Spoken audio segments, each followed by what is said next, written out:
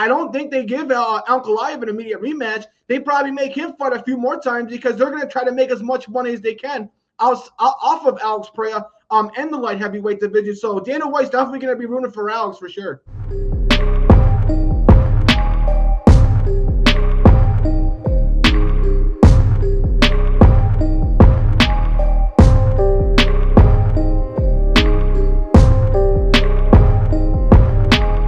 Welcome back, everyone. This is episode 122 of the MMA Outsiders. Apologies for coming to you guys a little bit later than usual, but we are back. We hope to make this as smooth of a show as possible. I'm Zain Bando. He's Anthony Balester. Excited to be back as usual to recap UFC 318, preview UFC Abu Dhabi, and talk about some recent fight news and other developments. Anthony, how are you on this Friday evening on the eve of a very early UFC Abu Dhabi card taking place in a matter of hours on ESPN and ABC?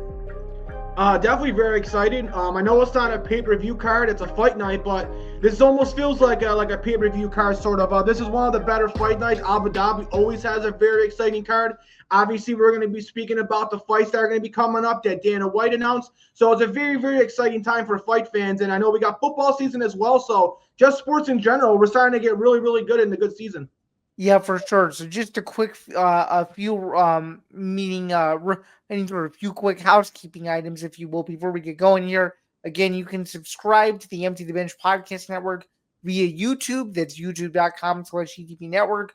We very, very much appreciate you guys going over there and checking it out, as we're very, very close to 1,000 subscribers. And to do so, to help us out, please be sure to like and subscribe. We promise you won't regret it, and you can turn on post notifications so you don't miss any editions of this show, my show Bando's Breakdowns, which just aired a couple of hours ago, as well as every other show across the network. And of course, stay tuned later on in the show from a message from our friends over at Playback, so more to come on that. And of course, you can listen to the MMA Outsiders wherever you get your podcasts. For those of you who've never seen the show before, my name is Zain Bando. I'm a staff writer over at MMA Knockout. You can also catch my work as the solo host of Bando's Breakdowns, also part of Forever Power 5, football forecasts, and various other network ventures that we do over here. And of course, for those of you who don't know, the person to my right, that's Anthony Balester. He's an ETB sports podcaster. Anthony, any exciting highlights or development since we last spoke in your world, or anything that you're really, really excited about on the podcast front you're looking forward to taking part in over the next several weeks and months? How are you feeling? I'm feeling really good. Training camp, all 32 teams, the NFL has reported training camp. So we're very, very close to getting those pick'em shows started. Obviously, we're about to be having some football games coming up. That also means college football is going to be starting. So like you said, Forever Power 5 is going to be coming back. I'm very, very excited. So I can't wait to get started. Yeah, it should be a fun fall nonetheless. So let's get into the show.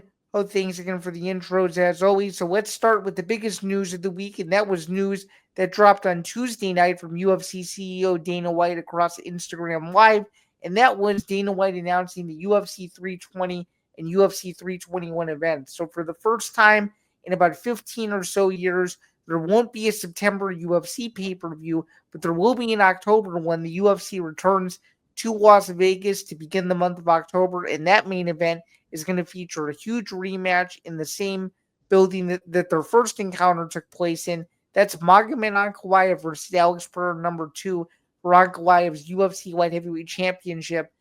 Pereira looking to become a 2-time UFC Light Heavyweight Champion if he can get the win back there. And then, of course, the co-main event on that card is going to feature the UFC Bantamweight Championship between Merab Dvalishvili and Corey Sandhagen. Dvalishvili looking for another successful title defense to move to 3-0 on the year in 2025. And then, of course, the fight that everyone's been waiting for, October 25th in Abu Dhabi. The heavyweight drought is finally over. Tom Aspinall will make his first defense as undisputed champion, this time unpopular to some, against Cyril Gane, who gets his third shot at heavyweight gold, having gone 0-2 in his previous 2 outings, to Francis Ngannou and Jon Jones, of course. So, Anthony, on the surface, when you look at the fights that were announced yesterday, which also included Yuri Prohaska versus Khalil Roundtree Jr., what are your early reactions to these fights? Do you think the UFC got it right? Do you think that Cyril Gane is deserving of a third heavyweight title shot? And how do you see these two cards playing out? As I feel this is a great start to fall, given who the UFC is available at this point. Yeah, I think the UFC had no choice. I mean, these were the matches that they had to make. I mean, obviously, Ankalaev said before he even beat Alex Pereira the first time that he was going to beat him once and then give him a rematch. I mean, Alex Pereira's already ran through the division besides Ankalaev, so that's really the only guy that Ankalaev should be fighting with. Now, I do think the fight may go a little different. It looks like Alex Pereira, he was a guy who did a lot of fights, was having quick turnarounds, and I think he was dealing with some sort of illness or injuries during that fight. So I think we're going to get a much better Alex Pereira, who I think is going to try to strike more and be more of the old Alex Pereira. But man, seeing the videos of Alex Pereira weighing in at over 240 pounds, it seemed like maybe he was going to be the one fighting Tom Aspinall. So to see that he's still fighting at light heavyweight, this goes to show you the type of weight cut that this guy's doing, and why that if he probably does lose the second time to Ankalaev, it seems like it makes a lot of sense for him to potentially end up moving up to heavyweight and maybe try to get that third championship belt. And then when you look at the Corey Sandhagen and Merab fight, I mean, Corey Sandhagen's a guy who hasn't fought Merab, and Merab's kind of went through that division as well. He's already beaten Sean O'Malley multiple times. He's already beaten Peter Yan. So Corey Sandhagen, who's a very exciting fighter, kind of similar to a Sean O'Malley in some aspects. That's just a new fresh face for Merab. So I'm very excited to see how that one goes. I think Merab right now at 135 is probably, unbeatable, unless if, Umar gets healthy and gets that rematch. But I like to see that. Corey Sandhagen is a huge fan favorite, so maybe he could do something O'Malley couldn't do. And then when you look at UFC 321, I mean, Cyril Gane's another guy that Tom Aspinall hasn't fought. And Tom Aspinall has been trying to fight Cyril Gane. That fight has been tried to attempt to make 2 other times, did not come to fruition. So that makes complete sense. I know he shouldn't have got the victory over Volkov, but he ended up getting the win. And Volkov is somebody who's already lost to Tom Aspinall. So, it's unfortunate that this guy keeps getting title shot after title shot, but this was really the only guy you could make. I don't think they wanted to give a guy like Jelton Almeida, who's not going to really sell tickets or sell fights, to put in that spot. I think they want to see him fight one more top contender before getting a title shot. So it definitely makes sense. Almeida will be fighting, I think, Volkov on that same card. So if Almeida wins, Almeida is going to end up being the next title shot holder anyways. Yes, sir. That is exactly right. Yep. So, and out of all these fights, Dan, before I get your opinion on it, I think the fight that excites me the most is the one that's not a title fight, and that's Yuri Prochazka versus Khalil Rountree. I mean, this is a really great fight for the light heavyweight division. The winner of this is probably going to be fighting the winner of Ankalaev and Pereira. We've seen both these guys, Prochazka and Rountree, both lose to Alex Pereira, and then rebound, both beating Jamal Hill. So both these guys are almost in a similar spots. I think Rountree looked a little bit better than Yuri Prochazka did against Alex Pereira, and I love Khalil Rountree. I mean, this guy, really beats up on everybody besides Alex. So I can't wait to see how that fight's going to go. That's 50-50 for me. And out of all those fights, I think that's probably the toughest one to predict. Yeah, musical chairs that we've ever seen. Am I right? Am I right? At this point, they should just start making mini 4-man tournaments, shouldn't they?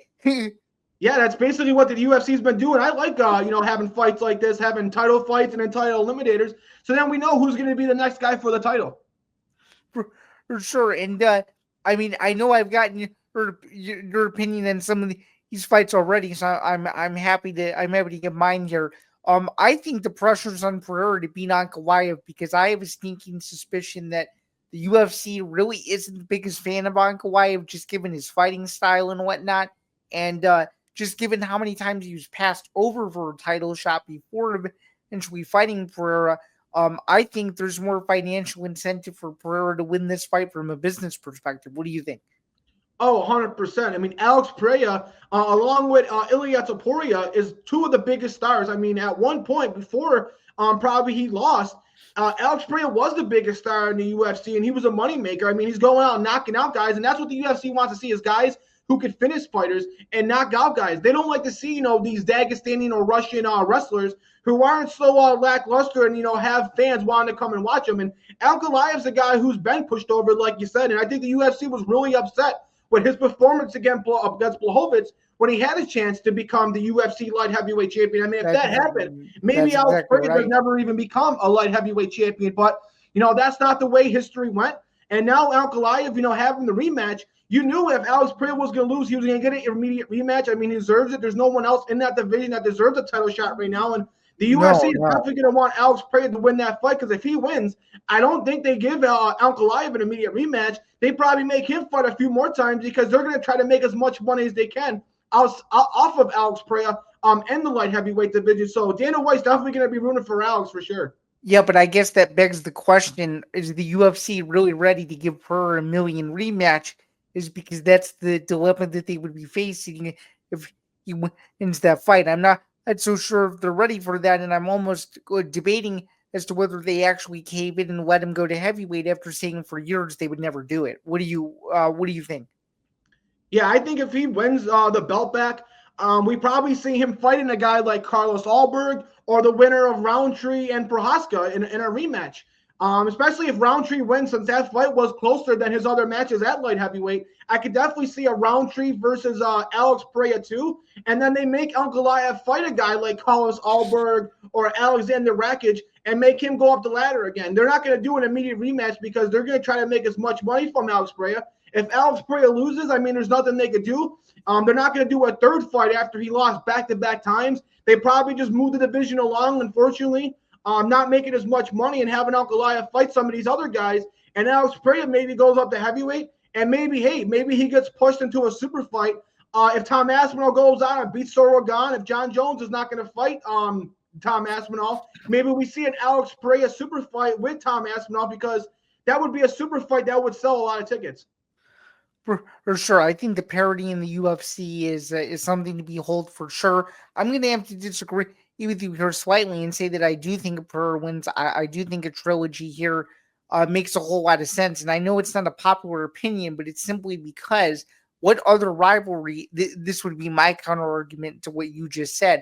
What other rivalry, light heavyweight, would sell the buzz and intrigue outside of Ankalaev Pereira that any other challenger to Pereira with? They're not gonna reluctantly make Pereira versus Prohaska again, just because they can, given that we've already seen that fight a couple of times now. There's other examples that I could give where I almost feel like a trilogy makes logical sense in this case, given that you could still finish the rivalry and then have Pereira, assuming he wins a trilogy fight, and move to heavyweight, because then not only are you avenging the loss to Ankalaev, you're proving that you're not just proving that the first fight was a fluke for Ankalaev. You're proving that in the second fight that Pereira was the better fighter, and then the third one is the rubber match, the decider, which we've seen for years and years and years in other rivalries. I feel like this could be a similar instance, but I will bring up the caveat though that I do think it depends on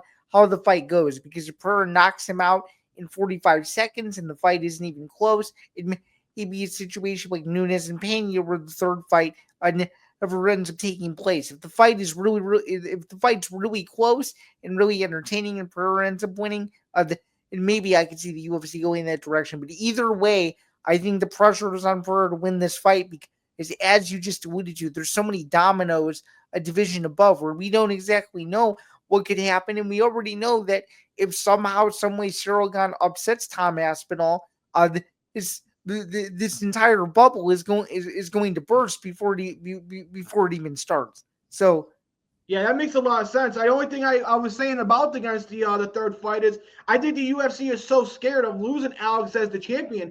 If Alex goes out there and wins it, I think they're going to be reluctant to give Ankalaev an immediate rematch, because they would be scared of Ankalaev winning. And then there goes Alex Pereira's days at light heavyweight as the champion, and in these title fights gone away. I mean, I can see a scenario where if Alex Pereira wins, we have a set-up fight where Alex Pereira versus the Carlos Alberg, a fresh matchup for him, and then we have to see Ankalaev win another match before he gets a title shot. I know it's not fair, and the right thing to do is to give Ankalaev that rematch if he does lose, since he did it for Alex. But we know the UFC is scared of losing Alex as the champion, that if he gets this belt back, I don't think they want to lose on the next fight. If they have him versus Carlos Alberg first, then you could kind of get another 2 additional fights out of Alex Pereira at the light heavyweight champion.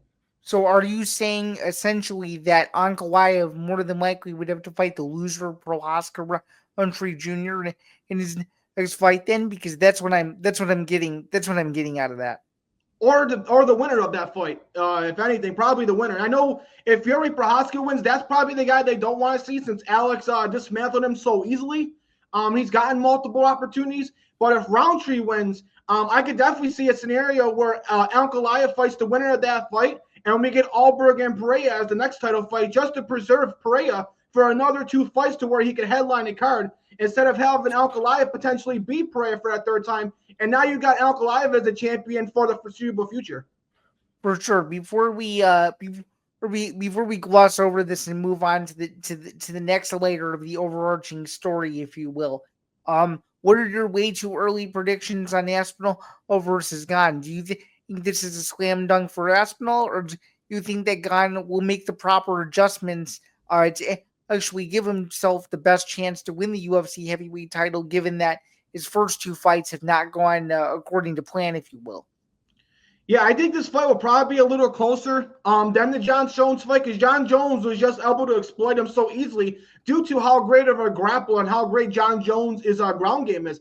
I think Tom Aspinall and him are going to have a good striking battle. I know Aspinall has a good ground game as well, but I think Aspinall probably finishes him in the 2nd round. So I guess that makes it a little bit closer than him getting finished in the 1st round by Jon Jones. But I see Tom Aspinall as a huge favorite and probably gets to finish within the 2nd round from a TKO. Yeah, I like Aspinall in the 2nd round, as well as my way too early. Excuse me, as my way too early prediction. And for your way too early prediction on Merab versus Sandhagen, who do you have? Oh, I got Merab winning that fight. Probably Merab usually typically does win by decision. I know he did beat O'Malley by submission, but I'm gonna go Merab by decision. I just think he's gonna be too good of a grappler. He's gonna be able to control him and maul him, just like we see him do in the first fight to O'Malley. So I think Merab is probably an even bigger favorite than Tom Aspinall is. I think Merab. I'm not saying anybody has a puncher's chance, but I'm really not giving Sandhagen a shot to beat the unbeatable Merab. Yeah, that's a solid pick for sure. So let's move to the next layer of this, which is kind of tied to this first story that we're talking about, and that is a massive switch from what we were discussing last week. Dana White doubling down on potentially headlining Jon Jones at the White House, saying that he quote unquote can't risk Jones fighting at the White House. This is very different than what he said on several different podcast interviews over the last few weeks, where he was trying to push Jon Jones to a possible White House headline spot. Do you think this is just leverage in negotiations, or do you think the UFC genuinely doesn't want to see Jon Jones mess up another blockbuster UFC event that he's done several times in the past? What do you think? Yeah, I think it's a little bit of both. They're probably using it to make sure that Jon Jones keeps his head on straight and doesn't, deceive the UFC and mess up another fight card. But on the flip side, this is probably the most important fight card of Dana White's, career. I mean, he's doing this for Donald Trump, and it's going to be basically a card that's also not going to reflect on Dana White, but it's also going to reflect on Donald Trump. I mean, if this ends up being a dud, Donald Trump looks bad as well. And I mean, for having the first event at the White House of any sporting event of any kind, this has to succeed. And you're talking about a Donald Trump who basically, supported the UFC before anybody else did in its early days. And this is a way for the UFC and Dana White to give back. We've seen how much pressure he had to make sure that UFC 300 was successful and how successful the UFC was at the Sphere. This is that 10 times 10. So there's no way Dana White wants to risk a card. And we know Jon Jones has the history of, he gets popped for steroids, or he gets in trouble with the law, or he just decides, hey, I'm a retire, not fight. He's messed up a lot of cards, and this is one card where Dana White can't risk anything going wrong. Ultimately, the best storyline is to have a guy from England in Tom Aspinall versus the American guy in Jon Jones, the biggest fight there's to make in UFC, and have it at the White House on the 250th anniversary of the USA freeing themselves from Britain and England. I mean, that's a perfect storyline. So I think UFC wants it and Dana White wants it, but he knows Jon Jones is probably the most reliable person in the UFC, and he just can't risk messing it up and messing up Donald Trump's card. Yeah, so I'm just going to give my 2 cents on this. It is, at the time this is airing, July 25th, 2025. I'm going to predict on July 4th, 2026 that's when we're finally going to get the fight between Aspinall and Jones, and here's why. It's similar to your thoughts, but I'm going to go on a slightly different path here. let's think about the average consumer for a second. And let's also assume, I don't know this offhand, but let's just make an assumption here that the UFC eventually goes to Netflix and they're like, hey, we want to do the big blockbuster deal. This is what we're gonna do. If you're Netflix, are you wanting a pound for pound GOAT versus the scariest heavyweight in the division, or a regular UFC main event that anybody can tune in for in any given week? You want the spectacle and you want the intrigue. So if they're trying to leverage this fight and they're trying to leverage negotiations and whatever, they can't just expect to throw any main event at the top of that card and expect people to be excited. It's intrigue, and Aspinall Jones gets the intrigue that I think the UFC is looking for, that I think the casual fan is looking for, and I also think the average person who maybe has Netflix that maybe has never seen MMA before would went in for it, because that fight sells itself versus other fights on 90% of the roster simply don't. So I'm with you that I think they need to do everything in their power to push for this fight to happen. But the only way it can happen is if Aspinall takes care of business. Because if Aspinall doesn't take care of business, there is no way you are getting Jon Jones versus anybody in the White House card. It has to be Tom Aspinall. Because if it isn't Tom Aspinall, it doesn't make sense for the whole narrative they're trying to paint. And there you go. That's my rant. So. Yeah, I absolutely agree. Like you said, and you said it perfectly. It's got to be something they get the casuals and the people who don't follow MMA to watch. And there's only two fights that can possibly do that. And it's Jon Jones and Tom Aspinall, and probably Michael Chandler and Conor McGregor. And honestly, I think that's what's going to be the main event. It's going to be one of these two. In a perfect world, that's the main event, and Michael Chandler and McGregor fights the co-main event. I mean, that's a card that's going to get everybody to watch it. And you also got to remember, too, a lot of people are going to be busy on the 4th of July and are going to be out doing things. So you got to get something to incentivize these people to come home and want to watch this fight card. And what better way to do it than to get the two best heavyweights maybe of all time fight up against each other, and also maybe a McGregor return after a 5-year hiatus. Very, very well said. And if it's done the way I think it's going to be done, on whatever platform it's going to be, the subscriber base for said platform is going to be probably the single biggest growth jump in a single day in arguably the history of streaming. But that remains to be seen. It all depends on the card that they built. But I also think that this was a great discussion as well. Moving on and kind of looking back at this past weekend, UFC 318 in New Orleans, Max Holloway gets the job done to defend the BMF title by unanimous decision. Not exactly the best fight from what I was expecting, but I think overall it was a solid show between two guys who left it out there and gave everything they had. It looked like Poirier might pull off the upset in the second round, but it wasn't meant to be. Unfortunately, though, I'm just going to admit, I mean, besides this fight and besides the prelims, I thought overall UFC 318 was a little bit of a letdown, but at least these two delivered, and at least it was the fight that everybody expected. It just kind of sucks that there was no happy ending, because I had thought that Poirier was going to win his retirement fight, and unfortunately he didn't. So, but I think it goes to show, though, that Max Holloway is making the right decision in saying that he does have 3 to 4 years left, because he looked extremely fast in this fight. He looked loose, and for sure, he did not look like an older 30-plus former champion. He looked faster, and who could argue that he might have looked younger, and his footwork was just awesome. What did you think? Yeah, 100%. I mean, this fight was definitely exciting. I mean, there was moments where you thought either of these guys could win the fight, but obviously majority of the fight was definitely towards Holloway. I definitely think he won 3, maybe even 4 of the rounds of the fight. The way it was basically going, in my perspective, is both guys were landing, but Dustin Poirier was landing the bigger shots that I think was hurting Holloway more. But Holloway was just much more accurate and much more active, and just outstriking Dustin Poirier by quite a bit. Now, Dustin Poirier had his opportunity to win it, like you said. Almost got the finish. It looked like Holloway was hurt. He went for the guillotine, like he always does, but it was unsuccessful.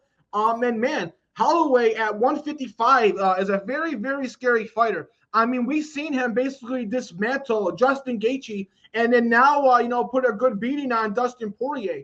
So it just goes to show you at 155, where he's not cutting a substantial amount of weight, he's putting on size, but not only is he bigger and stronger, he's also looking faster and looser, like you said. So this guy's a very, very scary fighter, and I really think he's one fight away from challenging for the title belt. I would love to see Max Holloway up against Charles Oliveira.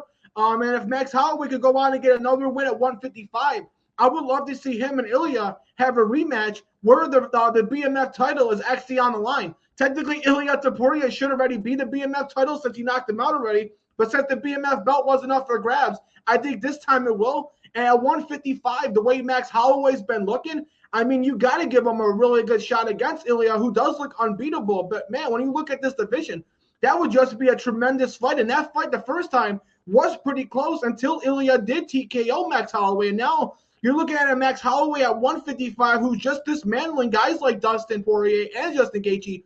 That's a really, really good fight that I would like to see later down the line. And it's unfortunate that Dustin Poirier's retirement fight got spoiled, but it just goes to show you, yeah, he's a great fighter, but he's just not able to contend with the very, very top, the guys. He's not, going to win a belt, anytime soon. And like he said, he wants to have, his mind right. He doesn't want to go into retirement, be forced into retirement by having multiple vicious KOs. So I think he's going out while having his health still intact so he can spend quality time with his family. And it's unfortunate to see a guy who's an OG, one of the most exciting fighters, one of the greatest careers, future Hall of Famer. But I just think that the time is right for him to move on. And it also preserves the division now with Max Holloway looking like a future title contender at the 155 division.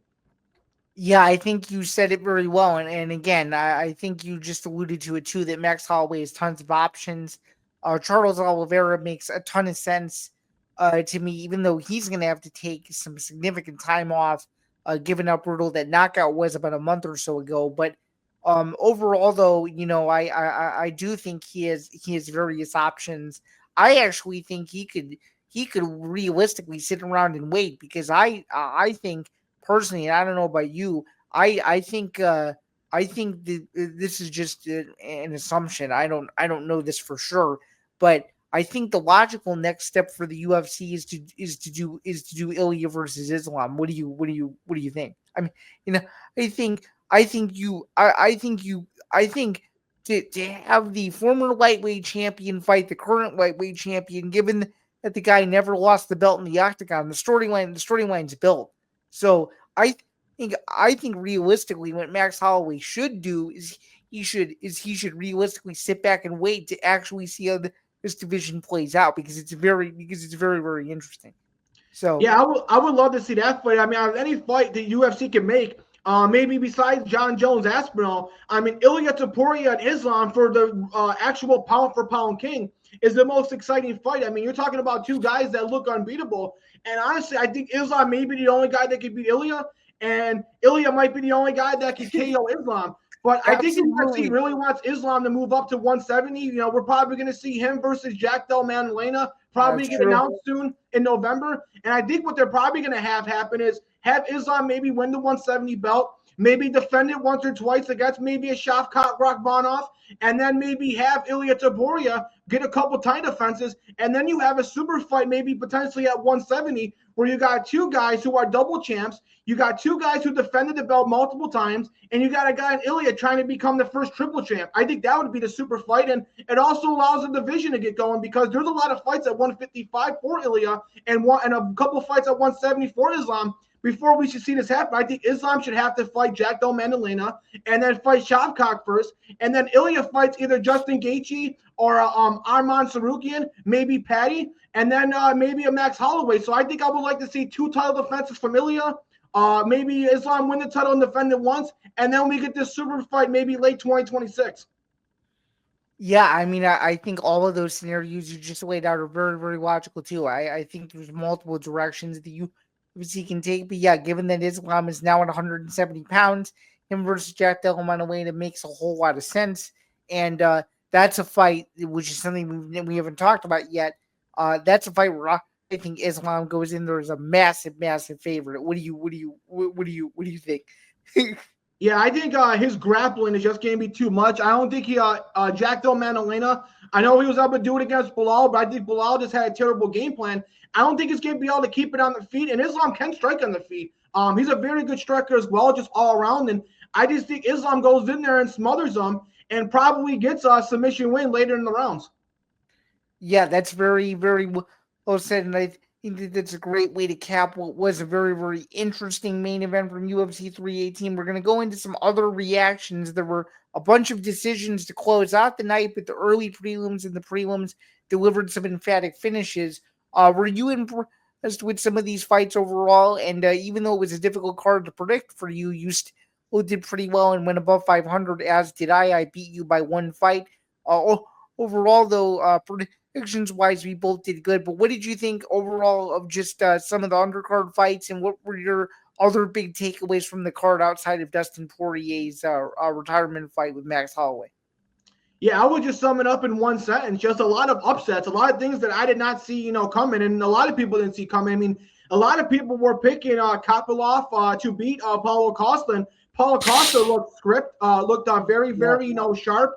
Dominated Kopylov on the feet, and Kopylov really wasn't landing or throwing a lot of strikes, so that was surprising. Then Rodriguez to win over Holloway. I mean, I thought that should have won fight of the night. Both guys had their moments where you thought they could get the finish, and Rodriguez now moves up into the back into the top 15. Michael Johnson getting the upset win over Zell Huber, who we thought Zell Huber was one of the young upcoming risers in the UFC, and I guess at 39, Michael Johnson's not done. And then Brandon Allen, a guy who a lot of people were predicting to win. I didn't predict him. I almost changed it last minute and then decided to keep Vettori. But the way Brandon Allen went out there and won, being the better striker and being Vettori at his own game on the feet, a guy Allen, who's a known grappler, is just showing his improvement. And the guy's only 29, 30 years old, and he's showing that the guy is still growing. And then Patricio Pitbull getting his first UFC win against Dan Ige. That was very impressive. I know Ige had him hurt in the third round. Maybe could have got the finish there, but Pitbull showed the improvement from his last fight against Yair Rodriguez, and maybe he could get a couple fights to go on a win streak as well. So this fight card just had a lot of upsets later in the fights, and some of these fights in the main card, and that's what made it exciting. Yeah, overall, although an exciting early preliminary card. Of course, the main card was a little bit of a downer with multiple decisions in a row. If you were to give UFC 318 a grade on a scale from 1 to 10 before we shift gears to UFC Abu Dhabi and make UFC 318 ancient history, what would you get? What would you give it, and why? I would give it a solid 7 out of 10. What do you think? Yeah, that was right what I was thinking, Zan. I was immediately thinking probably like a 7.1. A decent card, but not a card that you're probably going to want to go back and rewatch, and not a card that we're going to be talking about years from now, maybe because it was a Dustin Poirier rematch. Dustin Poirier's retirement fight. Maybe that's why this will be remembered. But other than that, this is not going to be a card that we're really going to remember and go back to. So I think it was a decent, pay-per-view card that we typically see each and every month. So I give it about a 7.1. That works for me. And we're going to take a quick time out and get a message from our friends over at Playback. And after that, we will get back for the second half of the show. So stay tuned, guys. Thanks. All right. Just want to do a quick time out in the middle of the show to remind you guys that the MMA Outsiders is presented by Playback. And I teased that there was something a little bit earlier in the show, but now without further ado, here we go. Presented by Playback, watching sports is more fun with others, but we spend too much of our time watching alone.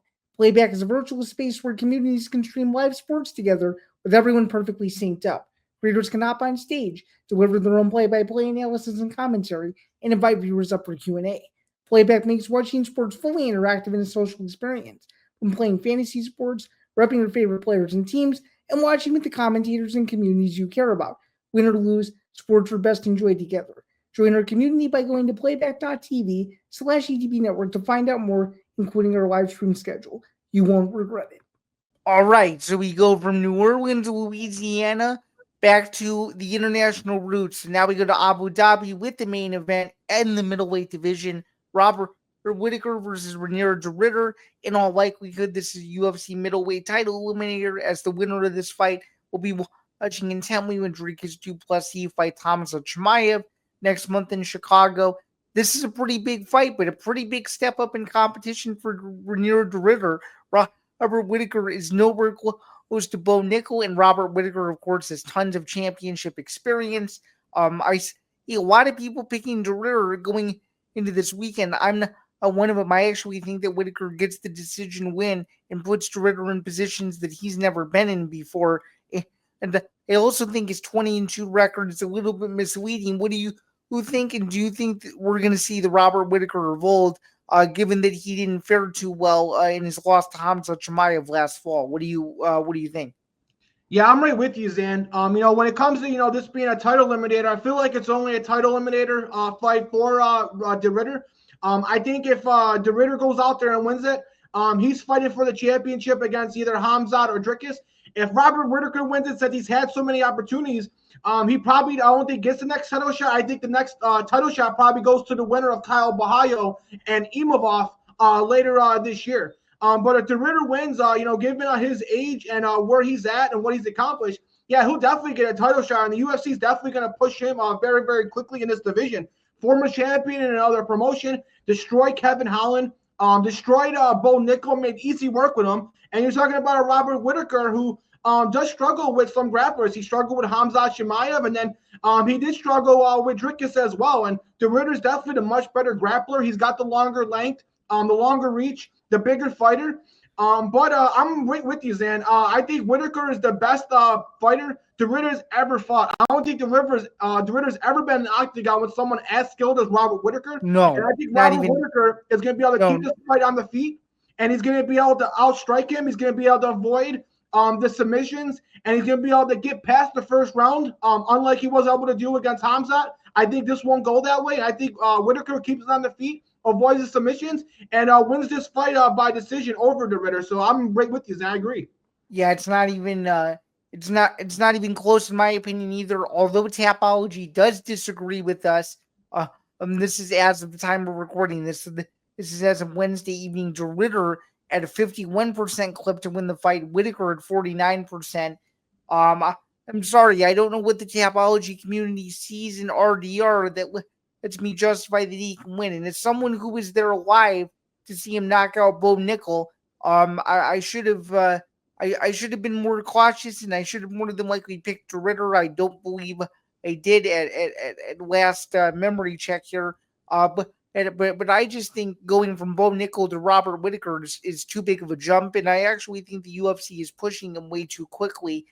And I think he's gonna bite the bullet and unfortunately just not perform in the ways that he normally has been. And don't get me wrong, he's a great signing from one championship. The UFC has needed middleweight free agency talent for a while, but I just think that he's been pushed too fast, and I think this is going to be the culprit of it, and this is why I think he's going to ultimately lose the fight.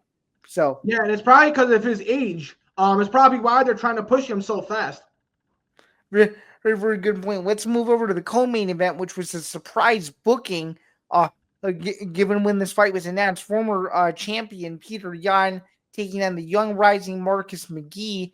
In a fight that I was very, very skeptical of, although I do see why the UFC is booking it because Marcus McGee is a very exciting finisher. Is this a trap fight for Peter Yan, or do you think that Peter Yan goes in there, uses his wrestling, and grinds out a decision? What do you think? Yeah, I see this very similar to the last fight we just spoke about. A guy who's being pushed up very, very quickly. I mean, Marcus McGee's been undefeated in the UFC. He's a great striker. I mean, both these guys are great strikers, and the reason why Marcus McGee is being pushed so quickly is because he is 35 years old. So we got to see now or never, is he going to be able to contend with the top of the division. I just think Peter Yan, just like I thought with Robert Whitaker, is just too much better. He's just levels ahead of this guy. I mean, Peter Yan honestly should be fighting in either a title match, in a rematch against Merab. But because they want to give Merab a fresh face and Corey Sandhagen, that's not why we want to get it. Peter Yan should maybe find a guy like Umar Nurmagomedov, but Umar Nurmagomedov is not fully healthy from his hand injury. So this is pretty much the only bout for him. And I can see Peter Yan winning this fight and then either fighting a Umar Nurmagomedov in a number one contenders match or maybe fighting the winner of Merab and Corey Sandhagen. I mean, this is a Peter Yan who's beaten Corey Sandhagen. He went 50-50, and a lot of people think he should have won against O'Malley. He did lose to Merab, but Merab beats anybody. So Peter Yan, former champion, one of the best in this division. I think Peter Yan, like you said, he's going to be the better guy in the grappling department. And I honestly think he's going to do really well in the striking department. Obviously, Marcus McGee is a great striker as well, but I think all around, Peter Yan's going to get him on the feet and get him on the ground. So I got Peter Yan by decision. Yeah, I beat Yan by decision as well, and I think the only way McGee wins is if he gets him out of there early, and if it goes into the latter rounds, I don't think McGee has fought the level of competition that Peter Yan has to justify me picking him. Although upsets do happen in the UFC every so often where former champions lose, this could be, this could be another one of those instances. But given that McGee, I'm pretty sure was ranked number 12 when the fight was booked, I just think that I just think the ranking discrepancy is too questionable. I need to go ahead and pick the underdog here. I'm with you, and I'm taking Peter Yan as well. And then in Striker's Delight, we have Nikita Krylov versus Bohdan Guskov. And this is another one of those fights where I just think experience is going to be too much. I like Krylov by second round TKO. What do you think? Yeah, I guess this is going to be the one we disagree with. I'm going to go Guskov to win this fight by TKO. I think Krylov hasn't looked that good of late. He got viciously TKO'd by Dominic Reyes, and we know when guys get TKO'd viciously like that, it's hard for them to come back mentally. They just don't look the same in these fights. And Guskov is a very, very fast striker who's on a winning streak. Just hitting his stride, just hitting his prime and his peak. And looks very, very crisp over his last couple fights. And Krylov likes to charge into the fire. And I think that's going to cause a disaster. And I think he's going to get caught by Guskov. And I'm going to go Guskov to win this fight by TKO. All right, it sounds good. And let's move on to briefly preview some other fights before we wrap the show up with one more little recap nugget here. The fight I'm the most interested in is the return of Bryce Mitchell. I think the UFC is trying to get him absolutely exposed. What do you think?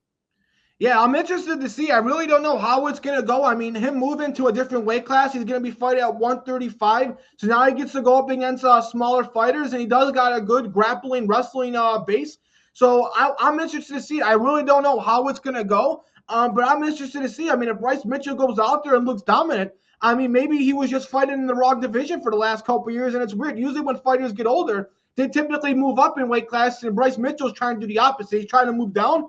We shall see. If the weight cut's going to be too much for him and he looks worse, I don't know what's his next option. I mean, if he looks bad at 135, I don't know what he could do because he's not looking too good at 145 either. And when you look at other fights, I like Shara Magomedov against Marc-Andre Bellew. I mean, Bellew is coming off of a TKO win over Silva. Magomedov is coming off of a loss to Venom Page. So one guy's trying to rebound and one guy's trying to get on a win streak. So both these guys are good strikers, and this fight probably ends in a good fashion TKO. So I'm excited for that. Yeah, I'm excited for the opening fight on the card. Actually, Buday versus Buchecha almost to me looks like a guaranteed knockout. What do you think? Yeah, that's going to be a very, very exciting as well. And then we got a really, really important fight as well. We got the ranked fighter and Azu fighting against a really good up-and-comer who's only got one loss. I think was it Josh Ucha? Or Yeah. Yeah, that's going to be a very entertaining fight. And honestly, even though he's not ranked, the odds of that fight is almost 50-50. I mean, if that guy could go in there and get the upset, he could end up being ranked in the top 15 as well. Yeah, Almabayev is a stud though, so people should look out for him. That's for sure. That's for sure. You're gonna get our full card predictions probably about an hour before the card starts. And again, the entire card is free with the main card on ABC, the network in the United States at 3 Eastern on Pacific. Anthony, if you were to pick one fight you're the most excited about outside of the main event, which fight would it be? And why? I'm really actually excited for the co-main event with Peter Yan and Marcus McGee because, I mean, if Marcus McGee could go out there and get the finish, I mean, the sky's the limit for that guy. I mean, that guy may get pushed into a title fight sooner rather than later. So, in the bantamweight, they do need new contenders for Merab, who's pretty much wiping the division clean. If he goes out there and beats Corey Sandhagen, I mean, they do need a fresh face unless they want to keep having rematch after rematch. So I would like to see Marcus McGee go out there and win it. And then we got a fresh face for Merab to face if he goes out there and makes easy work with Corey Sandhagen. Yeah, that's very, pretty well said as well. Moving on to the final topic of the show, we have Costello Van Steenis pulling off one of the biggest comebacks of the entire year, upsetting Johnny Eblen to become the inaugural PFL middleweight champion to cap off a crazy PFL Africa card, which, well, full transparency, I do PFL predictions myself. This was one of my worst cards record-wise of the whole year, going a flat 500. This was one of the fights I lost on that card. I think if people didn't know who Costello Van Steenis was before this fight, people know who he is now after this fight, and I think it kills any hope of the speculation over the last few years that Johnny Eblen may leave the PFL to go to the UFC, because this was a fight where it was just a total letdown for the now ex Bellator champion. What did you think of it? Yeah, this was probably the biggest upset in all of MMA, including anything that happened in UFC. I mean, Eblen was looking good in the beginning, won the first couple rounds, and then Costello almost getting the finish in the fourth round before Eblen being saved by the bell. And then Eblen basically knowing, hey, the only way I can lose this fight in the fifth round is if I get finished. So he tried to do what his strength was, getting this fight on the ground. And then Costello goes out there and is able to get a choke and choke him out in the final seconds to where he's unconscious. So, man, what a guy to come out of nowhere to win this fight. Stops Johnny Eblen's undefeated streak. And I'm kind of glad that Johnny Eblen finally got a loss. I mean, you're talking about a guy who has avoided the UFC for a long time, probably to preserve his undefeated record, and ended up losing anyways without having to fight in the UFC. So I just think that's bad karma that he definitely deserved when you're trying to pick these easy fights and find these guys who you think, oh, I'm just going to run over and keep my undefeated streak. Well, now you don't have your undisputed streak anymore, and you're also not fighting UFC either. Yeah, that's bold, man. And I didn't expect you. I didn't expect you to say that. I'm not sure if the right word. I'm not sure if the right word is avoided, if you will. I think he was just in there cleaning out a whole division, and he just simply got caught. But now the PFL is a starter that they can build around, and a potential rematch between those two is even bigger. But you could also have a scenario where, of course, the winner of Edwards and Rosta in the finals of the World Tournament ends up fighting Steenis next year. I think there's a lot of options the PFL could do for that fight. What do you think? Yeah, I think this is great for the PFL. Now, instead of them, having a guy in Johnny Eblen who they don't have anybody to fight with since he's playing out division, you automatically get a great fight. This rematch is going to be one of the top fights the PFL's had in a long time. Everybody's going to want to see that. And then, like you said, it sets up other options for guys like Fabian Edwards. And just to have a new guy as a title holder, I think it's very, very good news for the PFL. Agreed, man. And I think that's a great way to cap off the show. Thanks again for tuning in. This has been the episode. This has been the MMA Outsiders episode 122 with myself, Zain, Bando, and Anthony Balester. We hope you enjoyed the fights this upcoming weekend on a little bit of a lighter weekend in combat sports outside of the UFC, of course. And we look forward to doing these more and more as we get closer and closer to the month of August, which is going to be a very, very, very busy month in MMA overall. And just very, very quick, Anthony, what are you most looking forward to on the upcoming UFC schedule as we get closer and closer to the fall starting? Yeah, I'm definitely obviously looking forward to that the UFC 319. I mean, I think Khamzat Chimaev and Dricus du Plessis is probably the fight that I'm most excited of since we didn't get the Aspinall Jones fight. I think the Dricus and Khamzat fight is the most exciting fight of the year. I can't wait to see how that goes. That fight could go either way. Both guys look unbeatable, so I can't wait to see that. And obviously, I'm excited for the China card. There's about 3 or 4 fights on there that's really exciting. I mean, you got Aljamain Sterling against Brian Ortega, a fight that we've been wanting to see for years. We got a very exciting fight with an upcoming prospect from China fighting Johnny Walker. And then we get Sergey Pavlovich fighting as well on that card. So I can't wait for it. Yeah, it'll be a good one as well. There's a ton of other UFCs coming up and so much more. We will have you covered all fall long. But for now, we hope you have a great weekend. We will get He's next week for episode 123 and so much more. He's Anthony. I'm Zan, and we're out of here. Thanks, guys. Have a good one.